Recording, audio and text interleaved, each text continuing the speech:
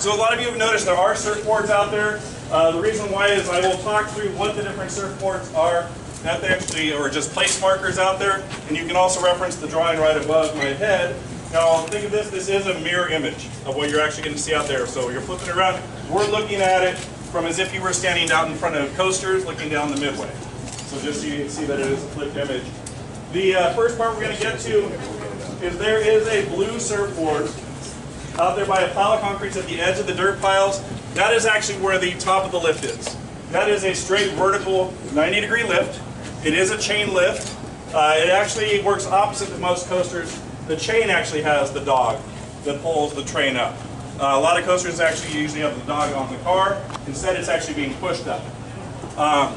What happens if it gets stuck? It actually has magnetic braking coming down.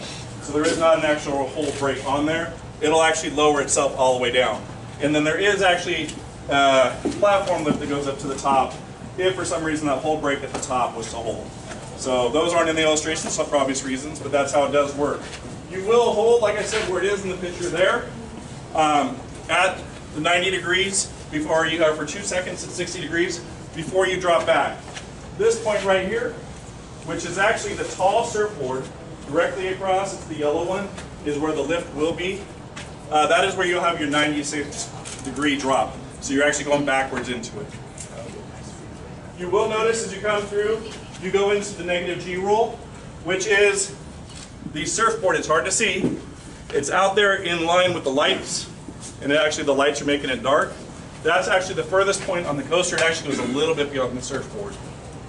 So that's your first inversion coming in, and you actually have two on that loop. One going into it and one coming out of it. As you go through, there's now a white surfboard, which is the, right here. You're coming in and it's doing somewhat of a corkscrew. It only has one. You're then coming back towards the station, back past the lift, which is where back to the blue surfboard again, and that's where you'll have the high bank curve. You'll then come in and you'll go through a cobra roll, but prior to the cobra roll, you're going to see the track disappears. In both of those locations, the track will actually go 5 feet below the midway. So it's actually diving down even lower than our existing midway. You'll go through and then you'll have inversions 4 and 5, and then come into the brake run, which is on the back stretch. You look over at Supreme Scream, and you remember when it opened, we actually had different colors on the ride. And then on Memorial Day, we switched it over to red, white, and blue. Well, we're doing the same thing with this coaster. There actually will be a nighttime lighting package on here that can be changed thematically. And the columns are chosen for that reason, is to make the columns pop and actually then make the track be one color. As the train is going around the ride, you'll actually have chasing lights go around the track. So you'll actually be able to track it as you're going. The fact that it is a changing lights, you have the full color spectrum, being that they are LED lights. We can do overlays for Halloween Haunt, we can do overlays for Christmas, we can change the colors, just like what we'll be able to do for Supreme Scream. So we are moving to LEDs on this ride. We will have the image up here on the screen. It also is shown to the left.